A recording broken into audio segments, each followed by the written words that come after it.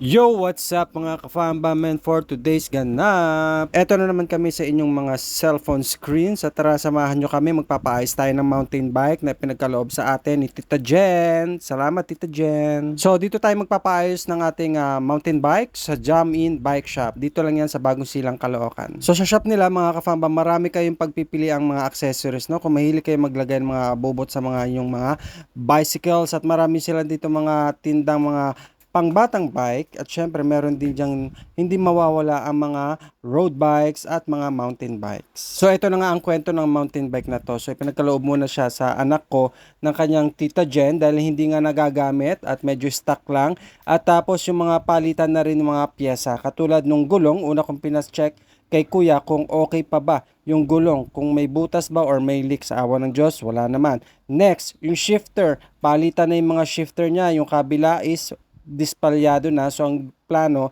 is palitan ng dalawang shifter na bago na Shimano din ng brand, and then pinalagyan na rin natin ng handle grip para hindi naman masyadong masakit sa kamay kapag ka nagbabike yung bata. At saka yung kanyang kadena, at syempre yung mga braking system niya sa harap at sa likod, pinapalitan na rin natin. Bigla nga nawala sa tabi ko si Calvin dahil yung pala bumaba siya dun sa may papunta sa school ng Child of Hope, dahil yun yung kanyang school na talaga namang hindi niya makakalimutan. Madami daw kasi siyang memories dito sa school na to, kaya sabi niya silipin lang daw niya, baka kasi may makilala pa siyang mga teacher doon. So ito ang tawag pala nila dito ay stopper, yun hindi ko alam yun. So nilalagay pala yan sa may mga dulo ng mga cable, yan papasikip siguro yan. So ayun, at nakabit na nga ni kuya yung kadena, at the same time nakabit na rin niya yung shifter. So ayan, tinitimpla niya na kung maganda ba yung rotating ng kadena, at the same time ito yung braking system ay kinakabitan na rin niya.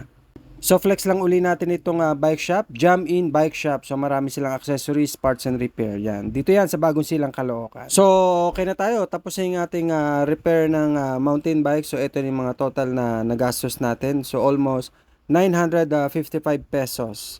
So kasama na dyan yung mga accessories and then yung labor na 150 pesos. At ayun, sinubukan na nga ni Kuya Zian kung okay ba ang takbo nitong ating repair na mountain bike. Sa puntong ito actually pinag-iisipan ko kasi kung paano ko maisasakay sa motor ko to at may uuwi ko sa Mandaluyong, at nandito nga kami sa Bagong Silang, Caloocan. Malaking pala isipan para sa akin to.